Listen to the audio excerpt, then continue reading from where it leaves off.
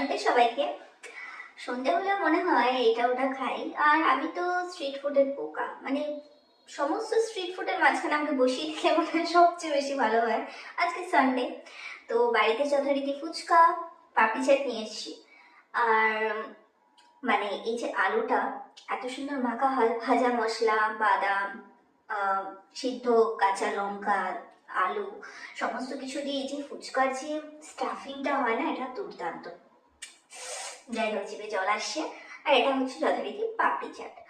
তো ভাবলাম আজকে বাইরে দোকানে খাবো না দাঁড়িয়ে, বাড়িতেই নিয়ে এসে খাওয়া যাক। তো যথারীতি বাড়িতে নিয়ে এসেছি। আর অবভিয়াসলি আমি এটা একা খাবো না, বাড়ির সবাই মিলেই খাবো। অ্যাকচুয়ালি দুর্দান্ত হয়েছিল।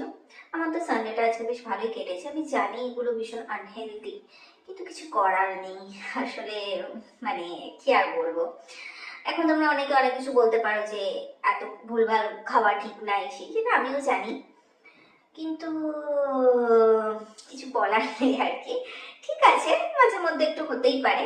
আবার আমার মাঝে মধ্যেটা আবার একটু কন্টিনিউয়াসলি, মানে মাঝে মধ্যে সেটা আর হয় না, সেটা প্রায় 4-5 দিন অন্তর অন্তর হয়েই যায়। একটাই জীবন, আনন্দ করো, খাও দাও, ভগবানের নাম করো, এটাই তো। অত মাথায় হেডেক নিয়ে লাভ আছে? তো যাই হোক, ওভারঅল আজকে বেশ ভালোই কাটলো সন্ধ্যাটা। তোমাদের কার কার দেখে জিভে জল আসছে কমেন্ট করো। হরে কৃষ্ণ।